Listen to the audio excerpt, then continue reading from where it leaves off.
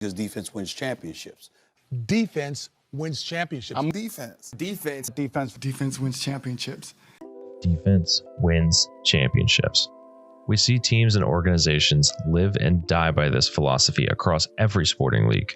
From the Mavericks trading Luka Doncic a year after making the finals because of his defensive inadequacies, the Florida Panthers winning back-to-back titles with the mantra of committing to defensive hockey, and the 2004 Detroit Pistons shutting down Kobe and Shaq on their way to one of the biggest upsets in NBA Finals history. The NFL is no different. It's had its fair share of historic and legendary defenses, such as the Legion of Boom, with one of the most dominant wins in Super Bowl history, the 2000 Ravens, with Ray Lewis absolutely suffocating offenses on their way to a Super Bowl, and the Steel Curtain that won 4 Super Bowls in the span of 6 years in the 70s. Out of all the historic defenses throughout NFL history, one of the most dominant seems to be forgotten when it comes to all-time discussions. Maybe they weren't as flashy as the Legion of Boom, or hit as hard as the 2000 Ravens, or win as many championships as the Steel Curtain. But when it comes to the term, defense wins championships, no team lived up to that saying as much as the 2015 Broncos no-fly zone.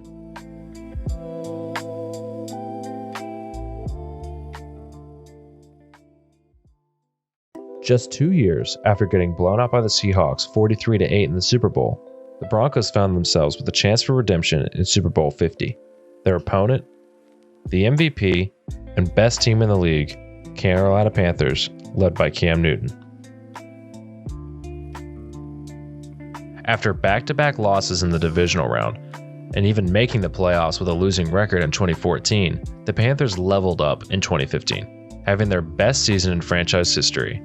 They boasted both a top 5 offense and defense, steamrolling their way to a 15-1 regular season record and number 1 seed in the NFC.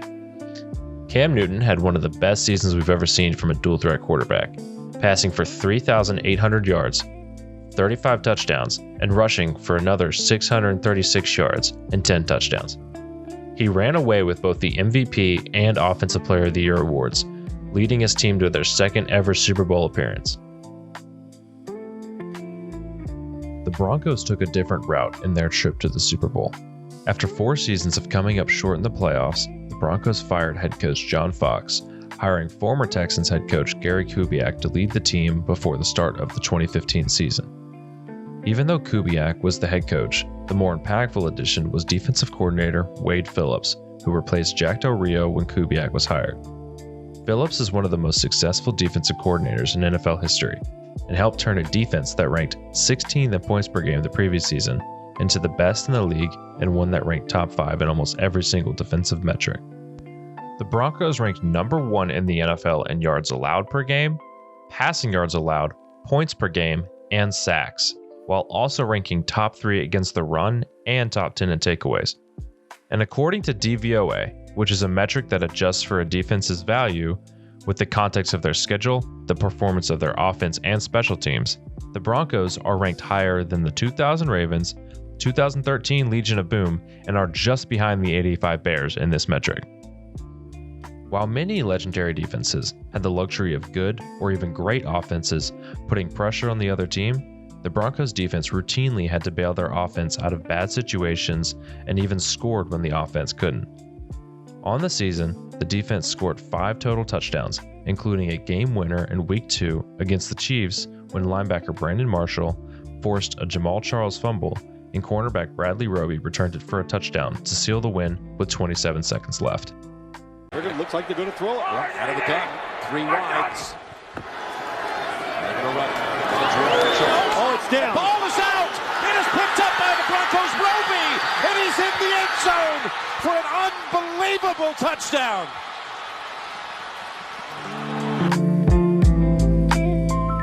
For the first time since his rookie year in 1998, Peyton Manning was not considered one of the elite QBs in the NFL. He started just 9 games in 2015, passing for 2,200 yards, 9 touchdowns, and a whopping 17 interceptions. This led to him being benched in Week 10 against the Chiefs in a game where he completed just 5 of 20 passes for 35 yards and an interception. Brock Osweiler took over for the rest of the season, starting the final 7 games, going 5-2 and throwing for 1,900 yards and 10 touchdowns with 6 interceptions. On the season, the Broncos were a below-average offense, ranking 19th in points per game, 14th in passing yards, 17th in rushing yards, and ranking a 3rd worst in the league in turnovers with 31, while also leading the league in interceptions thrown. Yet, even with the offense routinely putting the team in bad positions, the defense bailed them out again and again, carrying them to the 1st seed in the AFC in a 12-4 record. The defense was led by outside linebacker Von Miller, who in his 5th year led the team with 11 sacks, 9 tackles for loss, and 4 forced fumbles. His performance earned him his 3rd All-Pro selection. On the other side of the defensive line was future NFL Hall of Famer DeMarcus Ware, who had 7.5 sacks and 8 tackles for loss on the season. While both players had very productive regular seasons, the postseason run they would go on is one of the greatest we've ever seen from an edge rush duo. On the inside, defensive tackles Derek Wolfe and Malik Jackson each had 5.5 sacks and were 2 of the biggest pieces in the Broncos' top-ranked run defense. The linebacker room featured the solid rotation with Brandon Marshall and Danny Trevathan leading the team with 77 and 73 tackles apiece, as well as outside linebacker Shaquille Barrett tied for 3rd on the team with 5.5 sacks while forcing 4 fumbles. The Broncos secondary, who gave themselves the nickname the No-Fly Zone, was an equally elite unit, featuring 3 players who were voted to the 2015 Pro Bowl in corners Aqib Talib, Chris Harris Jr., and safety TJ Ward. Chris Harris was voted an All-Pro after going a 2nd straight season without allowing a touchdown. Not only did they have the number 1 pass defense in terms of yards per game, they also held quarterbacks to a 76.3 passer rating and 60% completion percentage, both of which were best in the league. In Week 8, they held reigning MVP Aaron Rodgers to just 77 passing yards, the lowest of his entire career in a game that he did not leave injured. Their defense led them throughout the entire regular season and set them up with a date against the Pittsburgh Steelers in the divisional round of the playoffs. In the divisional, the Broncos offense struggled to turn any drives into touchdowns, relying on 5 Brandon McManus field goals to fuel a 23-16 win. Despite allowing Ben Roethlisberger to throw for 339 yards, the defense came up when it mattered, when with 9 minutes left in the 4th quarter, down 13-12, Broncos corner Bradley Roby knocked the ball out of Fitz Toussaint's hands, setting the offense up for their only touchdown of the game when CJ Anderson punched it in from 1 yard out. The defense held the Steelers to just 2 of 12 on 3rd down, 0 of 2 on 4th down, and only allowed 85 rushing yards. Peyton Manning came back as the team's starting quarterback, throwing for 222 yards, no touchdowns, but an important 0 interceptions. He did just enough while not hurting the team with turnovers like he did earlier in the year. The only team left between the Broncos and a 2nd Super Bowl appearance in 3 years, the evil empire New England Patriots, led by Tom Brady and Bill Belichick. The Patriots came into Denver as 3-point favorites, looking to repeat as Super Bowl champions, but would be met with one of the best performances a defense has ever had against Tom Brady in the playoffs. Brady threw the ball 56 times, completing just 27 of them for 310 yards, 1 touchdown, and 2 interceptions. The Broncos pass rush lived in the backfield this game, hitting Brady an insane 21 times, sacking him 4 times, and deflecting 10 passes while holding him to a 56.4 quarterback rating, the 2nd lowest in his 48-game playoff career. Von Miller sacked Brady 2.5 times, while DeMarcus Ware notched 7 quarterback hits and half a sack. The Broncos held the Patriots to just 44 rushing yards, an insane 2 of 15 on 3rd down and 2 of 4 on 4th down. Peyton Manning and the offense did just enough to secure the win, throwing for 176 yards, 2 touchdowns, and for the 2nd straight game, no interceptions. Despite getting outgained by over 120 total yards, with just 12 seconds left, Bradley Roby intercepted Tom Brady on a game-tying 2-point conversion attempt to beat the Patriots 20-18 and send the Broncos to their 2nd Super Bowl appearance in 3 years.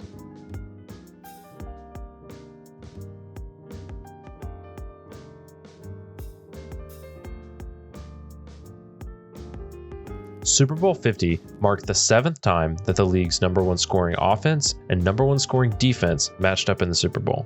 Going into the game, the best defense had beaten the best offense 5 out of the 6 previous times, including Super Bowl 48 when the Seahawks manhandled the Broncos, who up until that point were the highest scoring offense in league history.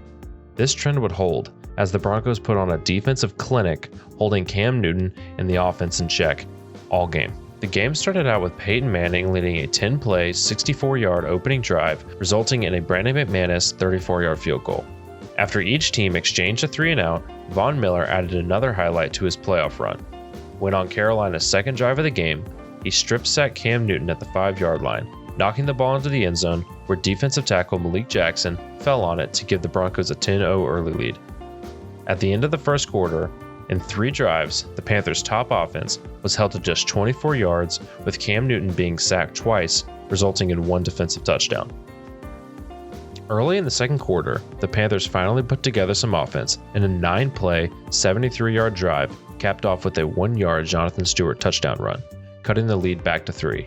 2 drives later, after a Panthers 3-and-out, Jordan Norwood returned a punt 61 yards to set up a 33-yard Brandon McManus field goal to make it 13-7.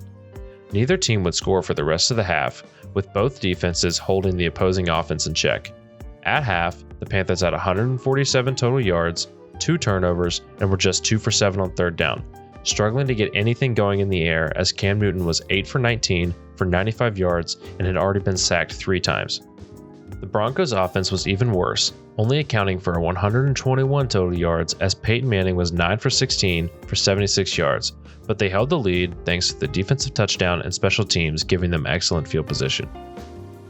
In the opening drive of the second half, the Panthers looked to be finding some offensive rhythm, going on a 10-play, 54-yard drive thanks to a 45-yard completion to Ted Ginn Jr., but kicker Graham Gano missed a 44-yard field goal to keep the Denver lead at 6. After the miss, Peyton Manning found Emmanuel Sanders for 2 straight 20-yard completions to set up Brandon McManus for his third 30-yard field goal of the game, to stretch the lead back to 9 points. On the Panthers' ensuing drive, Cam Newton hit Corey Brown for a 42-yard reception, setting the offense up right outside the red zone. However, 2 plays later, he tried to hit Ted Ginn over the middle of the field, but he was intercepted by TJ Ward, ending another one of Carolina's promising offensive drives. After the interception, the Broncos were forced to punt, and on the ensuing Panthers drive, Von Miller and Derek Wolfe combined to sack Cam Newton for a 4th time, but Coney Ealy then forced a Peyton Manning fumble at the Broncos' own 41-yard line, setting up Graham Gano for a 39-yard field goal to make it 16-10 with 10 minutes left in the fourth quarter. After back-to-back 3-and-outs, with just 4 minutes left, the Panthers had the ball at their own 24-yard line. Cam Newton had a chance to lead his 5th game-winning drive of the season, but after a 1-yard gain by Mike Tolbert and an incomplete pass to Devin Funchess, suddenly it was 3rd and long against the best pass rush in the league. What happened next would immortalize Von Miller in NFL history while simultaneously haunting Cam Newton for the rest of his career. It's a 3rd and 9. Rushing 4, ball comes out of the hands of Newton. It's on the ground, and it's still on the ground. Picked up by TJ Ward at the 4-yard line. Von Miller did it again. Cam Newton's decision to not go after the fumble became one of the biggest mistakes of his entire career, and his press conference after the game didn't help the jokes and ridicule that he would receive because of it. For the Broncos side of the play, it set them up with the ball on the 4-yard line and a chance to seal the game with a touchdown. 3 plays later, C.J. Anderson punched it in from 2 yards out to seal the 24-10 win and avenging their loss 2 years prior. The Denver offense finished with just 194 total yards, which is the fewest that a Super Bowl winning team has ever had, but luckily their defense dominated from start to finish, logging 17 quarterback hits, sacking Cam Newton a Super Bowl record 7 times, forcing 4 turnovers, and scoring a defensive touchdown. Von Miller rightfully took home Super Bowl MVP after a 2.5 sack, 2 forced fumble performance, capped off with one of the most iconic plays from recent Super Bowl history.